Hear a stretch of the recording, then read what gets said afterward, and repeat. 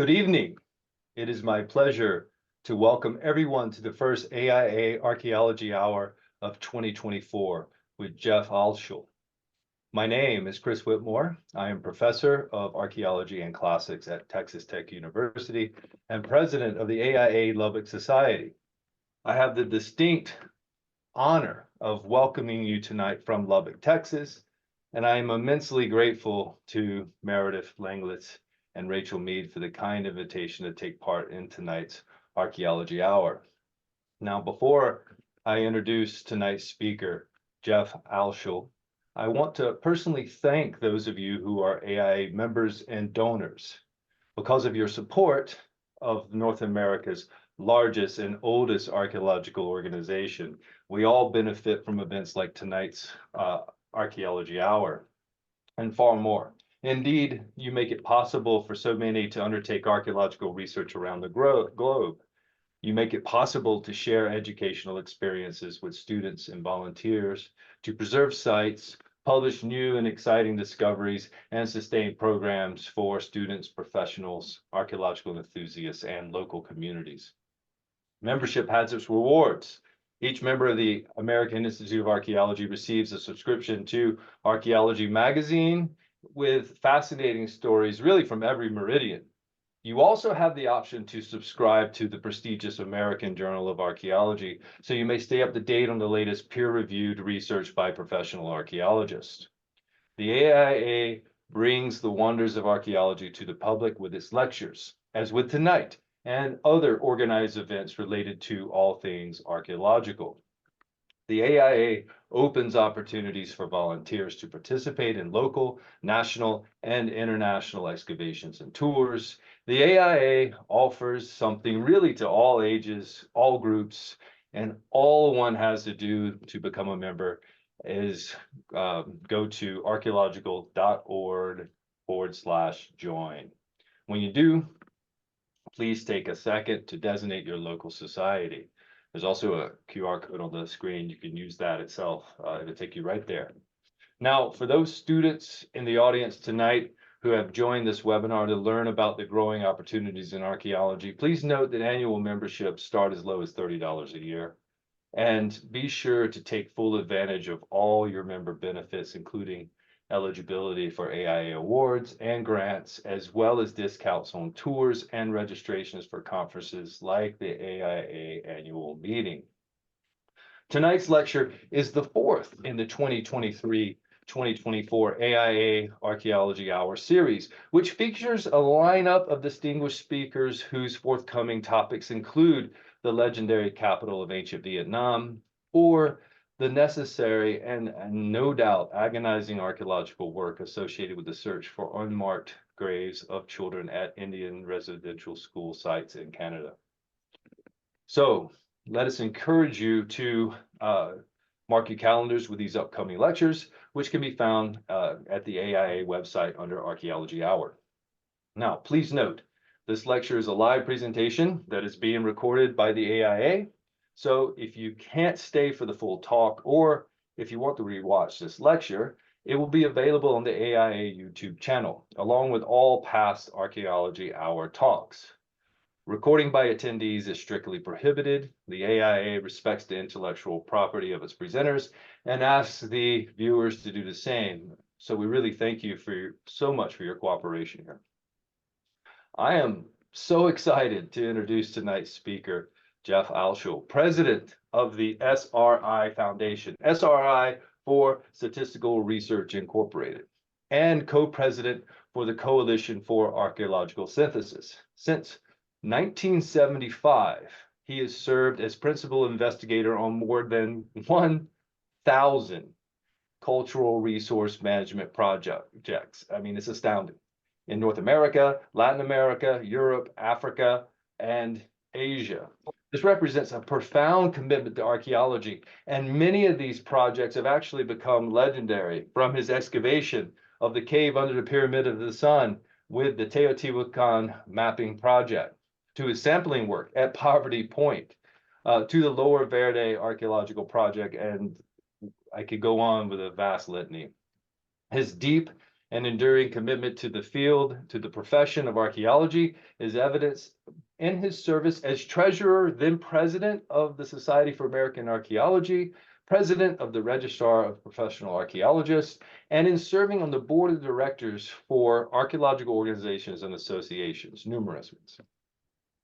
A recurrent theme across Dr. Altschul's 5 decades as a professional archaeologist, to borrow his own words from his letter from the president column in the SAA Archaeological Record, is that we need to communicate better with the public.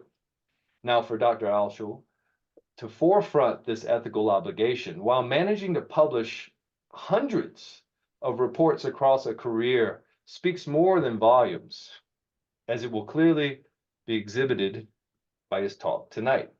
Cultural resource management, what most archaeologists do for a living. Jeff, the microphone is yours. Oh, thank you, Chris. Very warm introduction. And I hope that tonight helps people understand what's going on in American archaeology. So let me share my screen. You can see that. And this is the talk tonight. I'm going to talk about the state of American archaeology. A lot of what I say also affects or is relevant to places around the world, but I'm gonna try to focus mostly on the United States.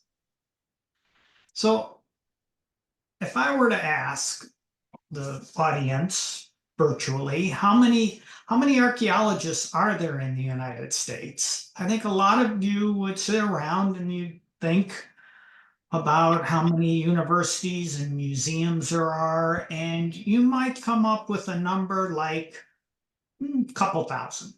And if so, you'd be pretty close.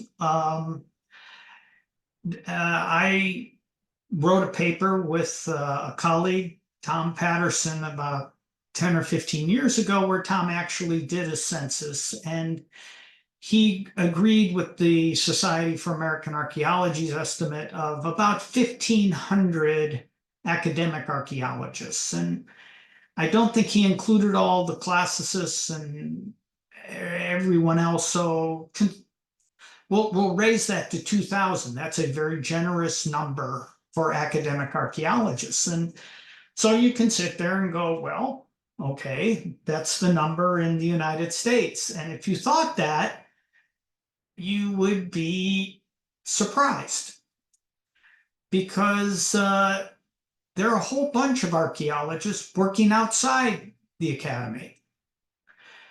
And this thing called cultural resource management, which I'll define in a minute, but if you just bear with me, right now there are somewhere between 19 and 20,000 people working in cultural resource management.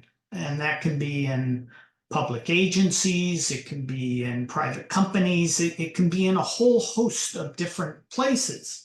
But of that 19,000, about 14,500 are actually archaeologists. So the total number of archaeologists that should be working in the country right now is around 16,500. And about somewhere between 85 and 90% of them are not working at the university. And even a more interesting question is, how many does the country need? And it turns out, in an analysis that my colleague Terry Klein and I did, we looked at the various issues involved in American archaeology and the labor market, things like that.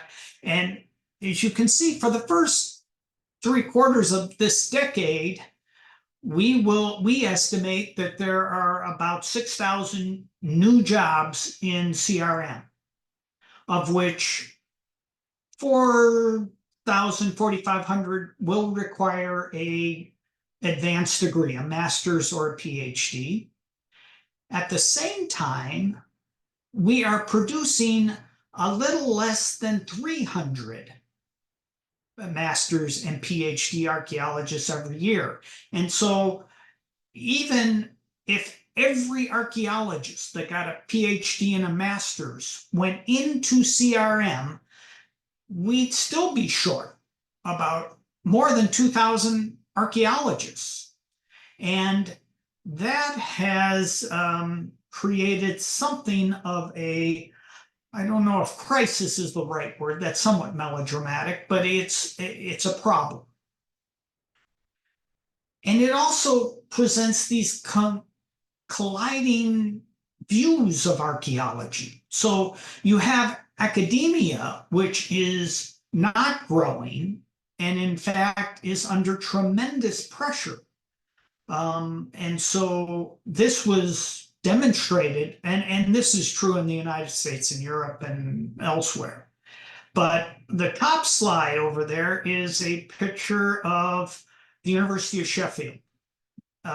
University of Sheffield's archaeology department was one of the 30 most important departments of archaeology in the world.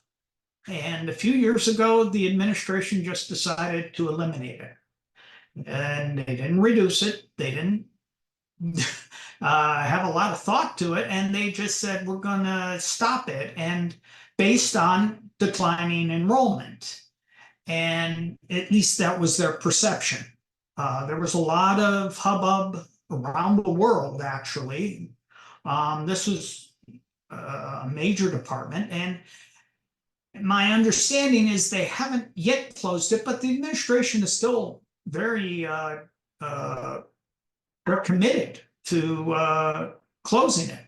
At least that's what they say.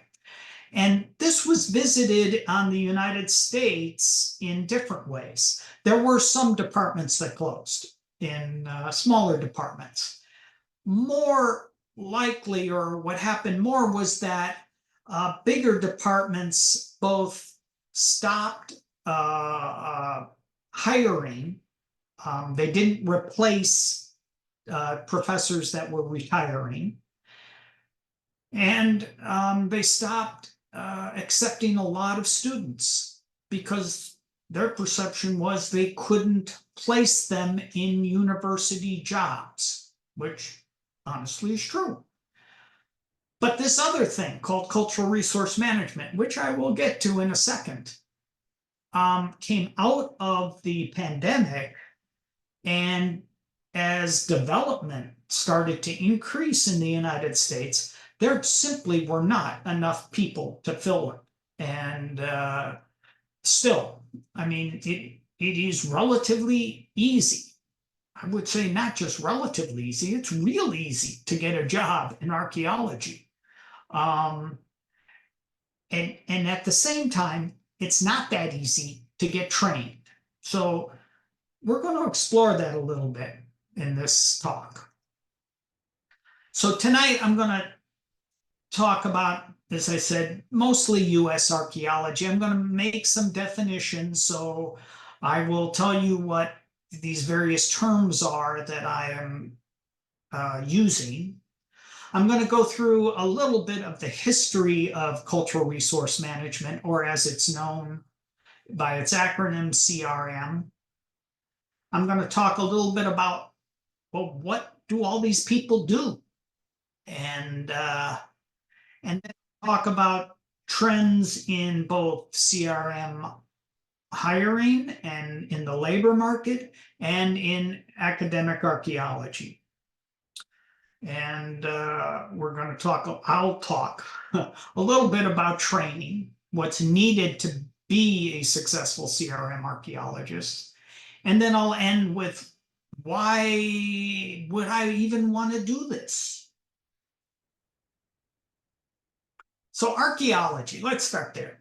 For me, archaeology is a set of methods and theories in which we understand the past. And it uses the scientific method of making claims and then bringing data to bear on those claims, either to verify or refute them. And it provides the most importantly, it provides the means for others to verify and to check and to bring new data to bear on those questions and change the result. As we get more and more data, we should get better and better answers. Cultural heritage is how the past is used in the present. Almost every group uses the past in some way to support their view of themselves, their place in the world, and their relationship with others. Now, there's no necessary link between evidence-based archaeological interpretations and these beliefs and heritage. But often, archaeological findings are used as justification or support for heritage statements. And then finally, cultural resource management. Well, that's a service. It's the activities the wide range of activities that bring entities, whether they're public agencies like the United States Forest Service or private companies that are putting in solar arrays or developing malls or anything like that. And it brings them into compliance with laws and regulations regarding how they have to deal with historic resources. And depending on the country, cultural resource management can be a Forest Service private sector activity, or it can be a government function. And all countries define resources in their laws and regulations. And generally speaking, you can divide resources into tangible things like historic buildings or archaeological sites, and intangible things like poems or songs or food or language. And depending on the country, you either like in the United States, we focus largely on tangible things. Even traditional cultural properties or are based have to have they have to be placed on a map, or there have to be boundaries. That's not always true, and it's not true in many parts of the world that also include intangible properties.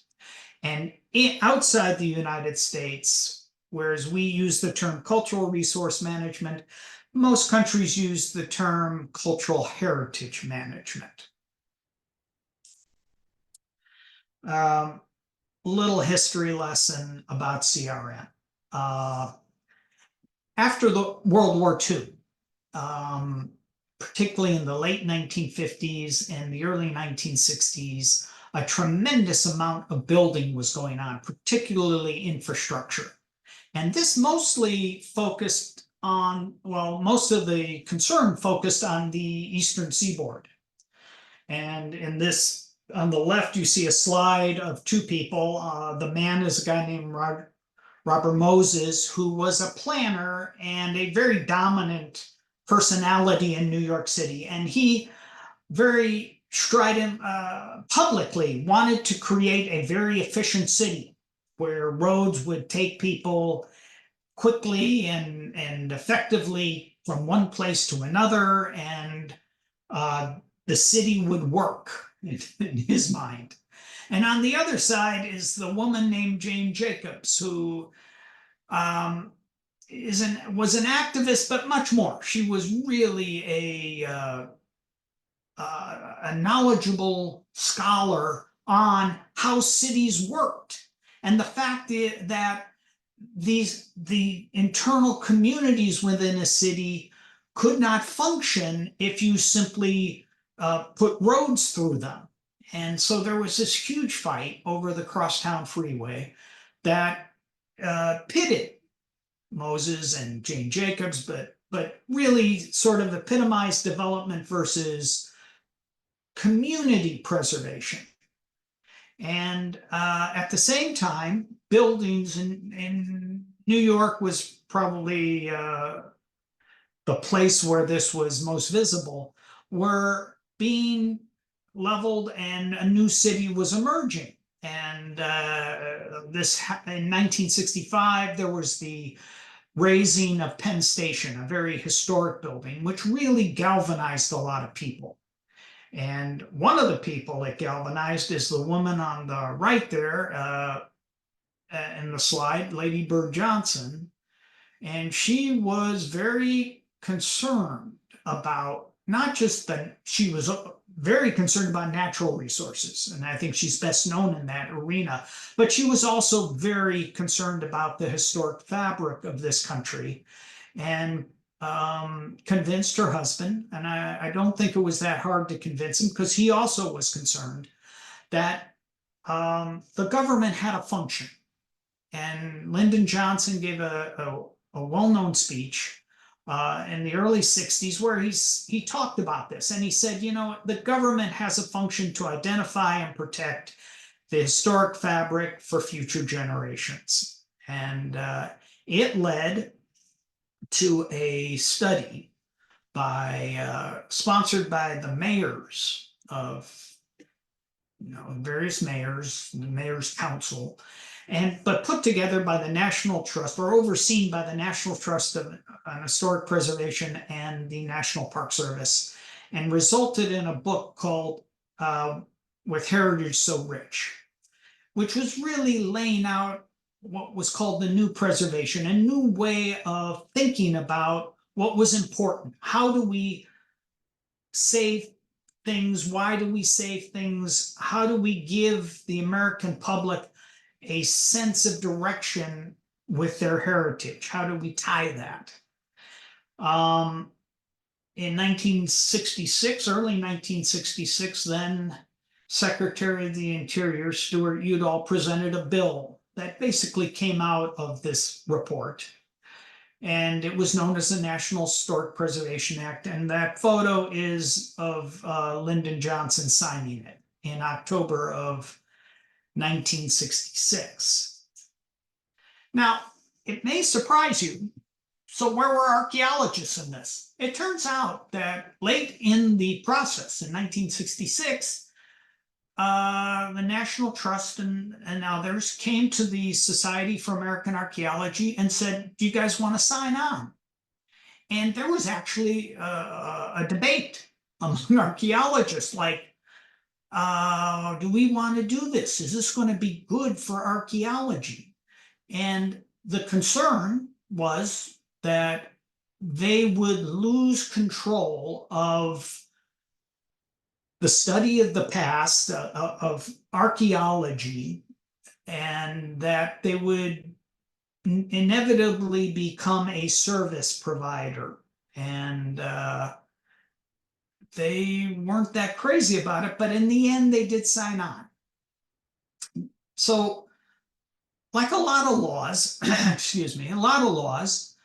the National Historic Preservation Act, the devil is in the details, and the details come out with regulations. So it wasn't actually in the 60s that the transformation of American archaeology took place. It actually was in the early 1970s. First, there was the regulations that affected one section of the law called Section 106, in which agencies are told that if you put money, or if it's your land, or you need a permit or license, this law applies to you, and this is how you have to comply with it. Well, okay. Now, I mentioned that archaeologists weren't that, they were ambivalent about the National Historic Preservation Act, and the gentleman in the middle there was a guy named Robert McGimsey, or Bob McGimsey, and Bob was president of the SAA, and he led the charge for another law that was called the Archaeology Recovery Act. It has various names, but that That's as good as any. And it's really, for archaeologists, it goes by the term Moss Bennett, which are the two, the House and the Senate that put this forward. And Moss Bennett did one very important thing, which I think people can appreciate. It dealt with the money. So the National Historic Preservation Act told a lot of agencies that they had to do stuff, but it didn't authorize them to spend any money. And so it wasn't clear in the early 70s who was going to enforce NHPA, or National Historic Preservation Act. Bob was of the opinion that it should be a government function housed within the National Park Service, and that other agencies should call on this service to comply with the law. And that is a centralized government function. Many countries do that. Mexico, France. France has 3,000 archaeologists who work for the central government that do compliance of their law. And if there are 3,000 in France, you can imagine how many archaeologists would have had to have been hired by the National Park Service to do that for this country. And it's interesting in that the group most opposed to that approach was the National Park Service. You know, this was a group that was largely focused on natural resources and saw the complete transformation of their agency if this was the direction they went to. And Bob talked to the director of the Park Service, who said, you know, if you want to do it, you can come here and do it. But we're not that excited about it. And Bob thought about it and decided to stay in Arkansas. He was at the University of Arkansas. And as a result, we ended up with a private sector service. And so that's what, that's Moss Bennett. At the same time, you had the gentleman on the top left, whose name is Bill Light. He's a professor emeritus of Washington State. And he was a young Turk at the time, and he wrote a very important article in 1974 called The Conservation Model for American Archaeology, which lays out what we should think about as archaeologists as we construct a framework to comply with this law. It's still a very important paper. I probably read it every 2 or 3 years. It's very inspiring. And so there were seminars and there was various other things that took place, but essentially the early 70s is when American archaeology joined the bandwagon. And so what exactly was it that we were trying to do? So the first thing goes back to Johnson, which was, and it's in the preamble of the National Historic Preservation Act, which is to preserve the most important things in our country, to give a sense of direction and orientation and enrichment to future generations, to be proud of America, to understand where we came from. The other part was that we weren't against economic development. That's not what this CRM is about. It's about balancing the need for economic development with the preservation of the historic fabric of this country. And how you do that. That's where CRM lives. And then finally, it was to encourage and empower local communities, particularly descendant and indigenous communities, to take part in identifying what's important to them and evaluating it and to making sure that it was preserved in ways that would be a benefit to them. So what is this thing? Well, CRM encompasses a lot of stuff. It's not just archaeology. It's not about digging square holes in the ground and walking straight transits. It encompasses archaeology, history, architecture, anthropology, consultation with local groups, how to present things to the public, what do we do with the stuff we collect, planning. So lots of cities and municipalities have CRMers on their staff. It's about education, if we're going to give people a sense of our history, that has to be embedded into the curriculum of schools. And then it's about laws and regulations and understanding them. And there's a large component of legal and regulatory work. Well, now I get to the follow the money part of this. And it's a story of moving different trends in American archaeology. So if we use the National Science Foundation, which is one of the bigger funders of academic archaeology as a proxy of academic funding, we can note that if we take a look at 1968 and 2020, we can see the trend line. In 1968, the National Science Foundation awarded $1.7 million in senior research grants. That's about $12.5 million in 2020 dollars.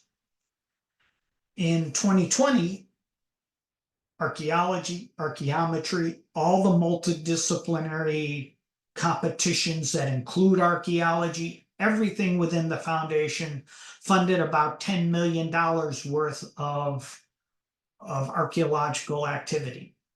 So in the 52 years or so, there was a 19% decrease in funding for archaeology. Okay, it's a number.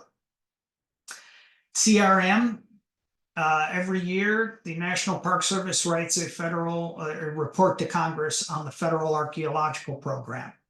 And in 1968, that report stated that they spent about $1.7 million, about the same as NSF, in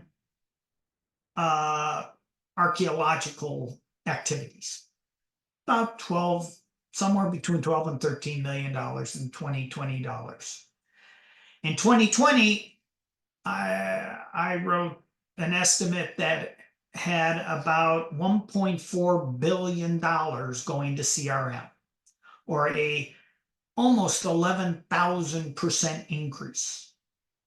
Now, CRM's a lot bigger than archaeology, but at least half of it goes to archaeology, maybe 60% of it. So at the most conservative level, about $700 million was spent on archaeology in 2020. So you can see the trend lines easily. So what are the basic differences? And why do people choose one or the other? Well, one, in academic archaeology, you get to say where you're going to work. You want to work in Peru, you can figure out what kind of research you want to do. You can put in a research grant, and if you're lucky, you'll get it funded, and that's that. In CRM, you go where the projects are, and it's a pipeline. That's the project. anything else. And one of the interesting things, Jess Jennings was a very famous American archaeologist in Utah, and he was a strong academic archaeologist that then later embraced CRM. And basically what Jennings said was the great advantage of CRM is that archaeologists are forced to look where they haven't looked and they wouldn't look. And so we have pretty much everything I learned in the early 70s in school about the prehistory of this country is wrong. And it's been rewritten largely because of data collected on CRM projects. The next thing is who gets a say in the research. So if you're at a university and you're writing an NSF grant, you get to decide. You have a whole say. CRM, not so much. You are part of a social process by which others get to have a say about what's important to them. And it becomes your job to try to figure out how to address the concerns of the public in your research. And a lot of archaeologists, don't really want to do that. I can tell you in my career, that was probably one of the most exciting parts of it, was to try to help people engage with their past in ways that would be beneficial to them. What types of resources do you work on? Well, if you're in the academy, you can choose. You don't have to. You want to work on the Inca, you work on the Inca. You don't have to work on all sites in Peru.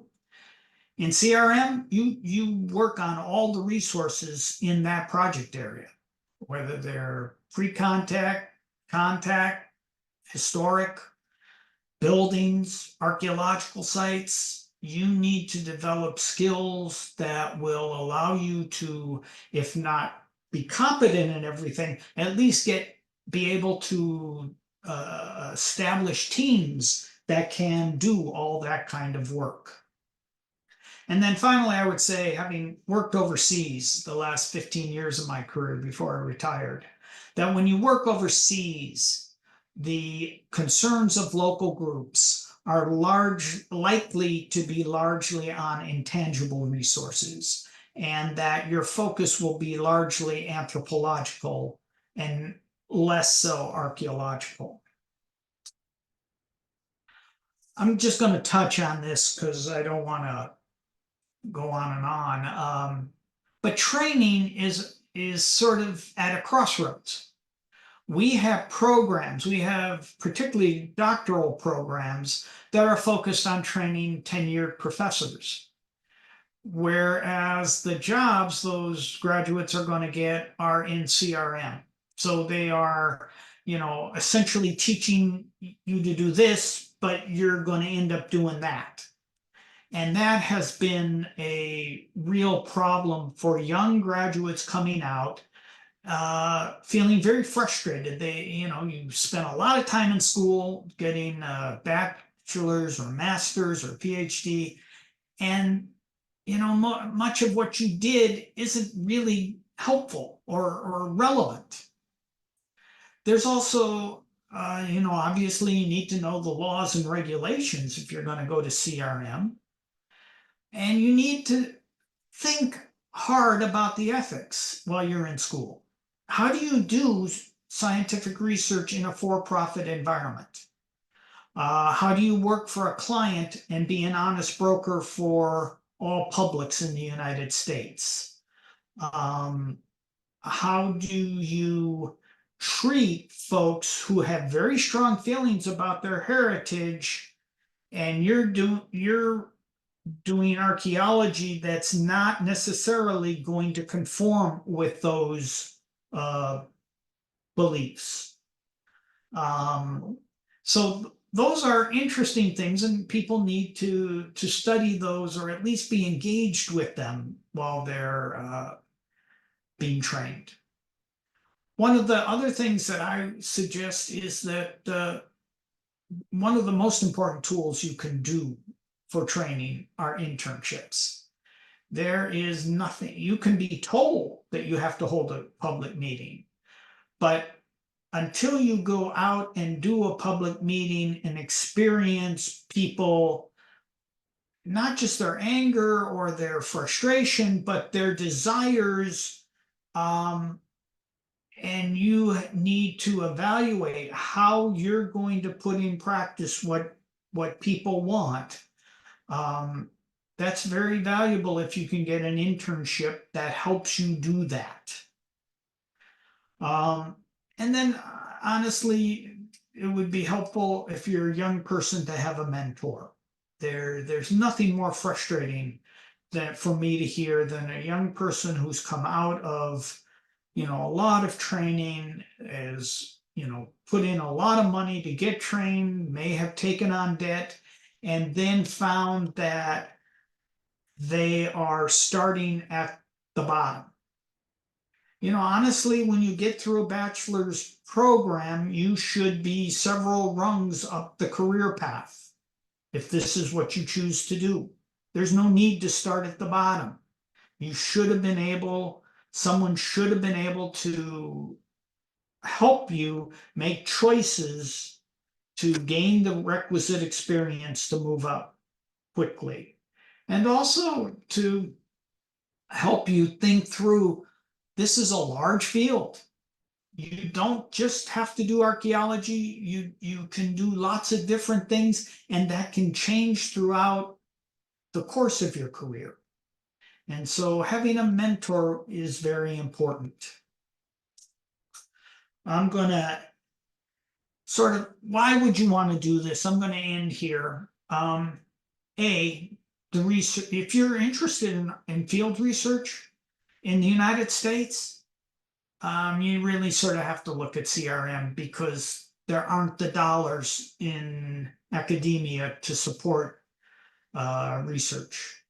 We're going to excavate probably around 4,500 archaeological sites this year in this country, and in CRM. And my gut feeling is that the number of academic archaeological programs in excavation, I wouldn't even, it'd be hard to see more than a dozen or two. There's a lot of social justice issues. We were hearing the AIA later is going to have a talk on the Indian school burials. That comes out of that is part of CRM. That is a service, but it's a moral service. And some of you probably remember that President Biden went to Tulsa and talked about the race riots. Well, all the archaeology that supports that is being done, or a lot of it is being done in what would be a CRM type environment. There's also environmental justice. I mean, lots of lands, all lands in the United States belong to somebody else before us. And those groups are starting to think about how they can co-manage resources. And so a lot of people in CRM in the next few decades will be part of that process of co-management. And then in terms of just historic preservation, there will always be a need to balance economic development with trying to figure out what's important to preserve and how to present it to the public. In the realm of climate change, sea level rise and storm surges are going to affect tens of thousands of sites on the coastlines. And how we prioritize what we protect and what we don't is going to be a major issue of the next few decades. Same with urbanization, growth. And so there's a lot of opportunity, not just to study the past. And the future of CRM really is pretty bright. And the dollar trends I talked about are not going away. So it's a good time to be in CRM, and I think for some of you, it will be a very rich career. Again, I want to thank all of you for listening. I want to thank the AIA. It's been an honor to be part of this lecture series. I want to thank Chris and the Lubbock Society. That was a very nice interview, and then the interpreters, Frankie and Cheryl, it did a tremendous job. So thanks, and I'll be happy to take questions.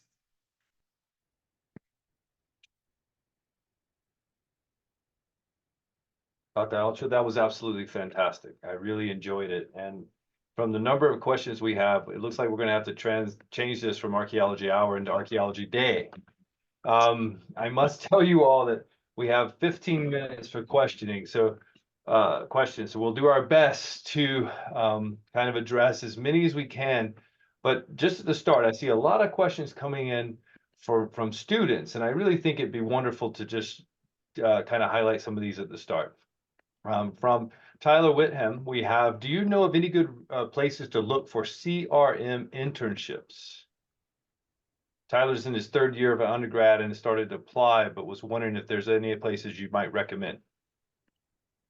I think the couple. One is to contact the American Cultural Resources Association, which is the trade association of private sector CRM companies.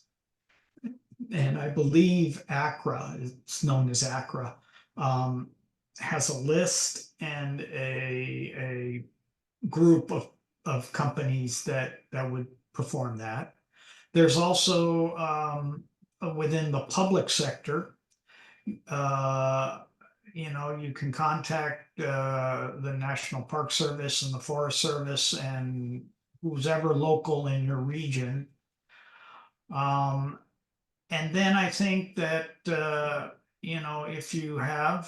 if you're at a school with a strong program in CRM, your professors or mentors should be able to, if they don't know, they should have contacts in the local community that can help you find such places. And I might add, Chris, a lot of CRM focused MA programs. If you look at them, you can distinguish those that have strong internships and those that don't. It is the case that the AIA also has a fieldwork opportunity bulletin, and some of those are crossover opportunities that go into the world of CRM. So do have a look at the AIA website. I also see that there are some good recommendations coming in from chat that are addressing these questions. So please also look at chat for more of these kinds of more answers. Now, we also have from Matthew Robertson a general question really about some resources from those who are looking at, really at applying to CRM jobs as students coming out of programs in the United States. Well, I think there's a lot of opportunity, as I said, but not all CRM firms are the same. Each one has a distinct culture and each one has a distinct way of doing things. So I would be, if I were a young person, I would try to think strategically about what kinds of experiences you want. Because of the infrastructure bill in the United States, there's a fair amount of major projects going on in different parts of the country. So if you want, that kind of experience, there are opportunities on job sites. And the other thing I'll just say is it helps to be mobile, because if you're tied to a region, then there will be jobs in that region. But if you're open, I mean, one of the great things about being a young person starting is that you can see a lot of archaeology and get paid for it and make decisions about, or at least think about your future in a strong, in a different way. We also have a number of questions that are coming in really about the breadth of CRM. If someone is trained in osteology, if they're trained in working with particular types of artifacts, what kind of width is there for people who have these various specializations that are coming out of academic archaeology and CRM? Geoarchaeology, for example, GIS, so on and so forth.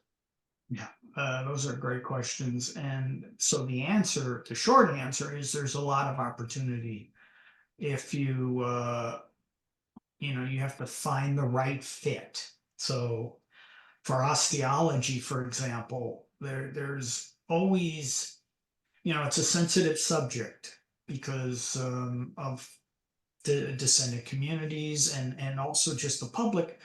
How we treat human remains is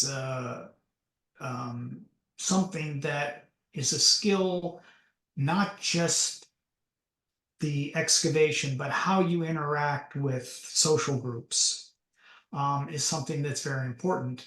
And I think again, there you have to find the right projects.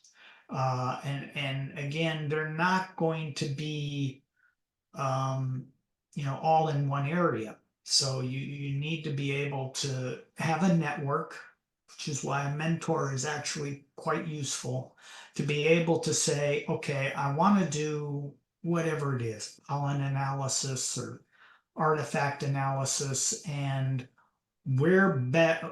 at this moment, where best are those opportunities presented?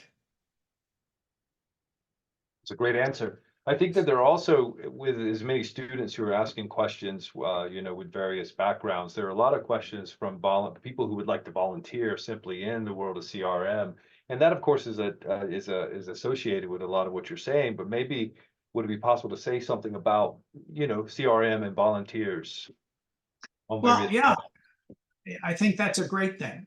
And as someone who spent a lot of my career trying to encourage locals to participate, there are, again, I think societies like yours in Lubbock, but also state and regional societies. In my state of Arizona, there's the site stewards, in which you basically adopt a site and you help the state or the landowner, which might be the Bureau of Land Management, um, work help monitor the condition of that site. There is a program out of the United States Forest Service called Passport in Time, which provides a lot of different everything from reconstructing log cabins to doing artifact analysis to finding sites by kayaks in Alaska that Passport in Time, just Google it. You'll they have a listing by usually forest, national forest, of what's going on. So if you're in the public and you want to engage, that's a terrific program. It's free. You have to get yourself to wherever it is, but it's always free. Excellent advice, and I too love the idea of having volunteers in the context of CRM, and I've worked on various projects that I've actually had in England mainly, but have had numerous local community members participating in that way. So thank you for that. One question that keeps recurring in our Q&A has to do with really the relationship between academic archaeology and CRM at this point. And a lot of it has, these questions focus on how organizations like the AIA can better link us up. How one of the conversations actually that I would love to have with Jeff later is really about how to target the kind of growing opportunities for jobs in CRM by archaeological kind of departments like ours here at Texas Tech and elsewhere. There are many in the kind of web chat that are talking about various programs around the United States, and there's some very good programs there for you to look at if you follow the webinar chat.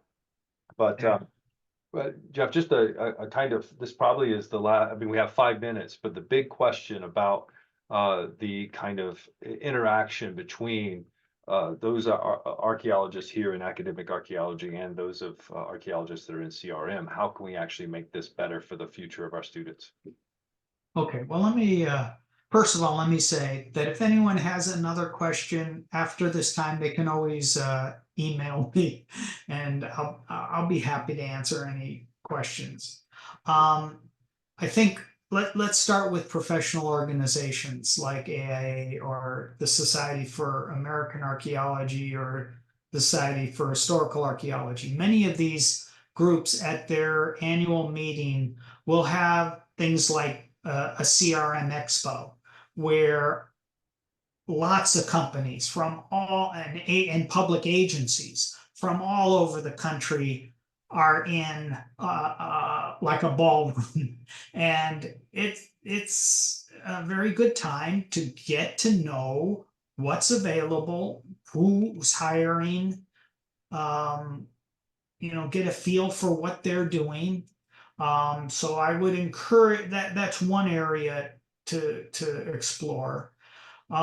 Regarding like local universities and CRM firms, it's a large topic, Chris. It is. And It's huge.